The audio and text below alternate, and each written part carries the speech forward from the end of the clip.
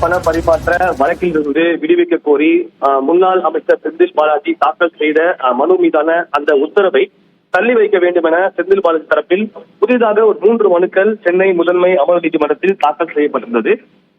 அந்த மனுக்களை பார்க்கும் போது நீதிமன்ற உத்தரவு பிறப்பித்தபடி தனக்கு வழங்கப்பட்ட அந்த வங்கி ஆவணங்களில் பல்வேறு வேறுபாடு உள்ளதால் இந்த விடுபட்ட ஆவணங்களை வழங்க வேண்டும் என ஒரு மனுவும், அதே போல கரூர் மாவட்டத்தில் உள்ள சிட்டி யூனியன் வங்கியில் உள்ள அந்த ஒரு ஆவணங்கள், குறிப்பாக அந்த கவரிங் லெட்டர் உள்ளிட்ட ஆவணங்களை தனக்கு வழங்க வேண்டும் என்று அந்த மனு தாக்கல் செய்யப்பட்டது. இந்த மனுக்களை விசாரித்த நீதிபதி அல்லி வங்கி தொடர்பான ஆவணங்களை வழங்க கோரி செந்தில் பாலாஜி தாக்கல் செய்த அந்த மனுவை தள்ளுபடி செய்துவிட்டார்.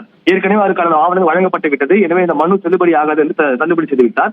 அதே போல அந்த கரூர் சிட்டி யூனியன் வங்கி கிளையில் இருந்த அந்த கவரிங் லெட்டர் உள்ளிட்ட அந்த ஆவணங்களை செந்தில் பாலாஜிக்கு வழங்க வேண்டும் என்றும் தற்போது அமலாக்கத்துறைக்கு ஒரு உத்தரவு பிறப்பிக்கப்பட்டுள்ளது. மேலும் அமலாக்கத்துறை வழக்கிலிருந்து விடுவிக்க கோரிய அந்த மனுவின் தீர்ப்பை தள்ளி வைக்க வேண்டும் என்று தாக்கல் செய்த அந்த வழக்கில் செந்தில் பாலாஜி தரப்பு வாதத்திற்காக அந்த வழக்கு விசாரணை ஜூலை 10ஆம் தேதிக்கு தள்ளி வைக்கப்பட்டுள்ளது. அதே போல செந்தில் பாலாஜியுடைய அந்த நீதிமன்ற காவல் இன்று முடிவடைந்தது. எனவே அந்த நீதிமன்ற காவலை ஜூலை 10ஆம் தேதிக்கும் நீட்டித்து தற்போது சென்னை முதன்மை அமர்வு நீதிமன்றம் உத்தரவு பிறப்பித்துள்ளது. அதன்படி இதுவரைக்கும் 44வது முறையாக இந்த நீதிமன்ற காவல் நீட்டிக்கப்பட்டுள்ளது.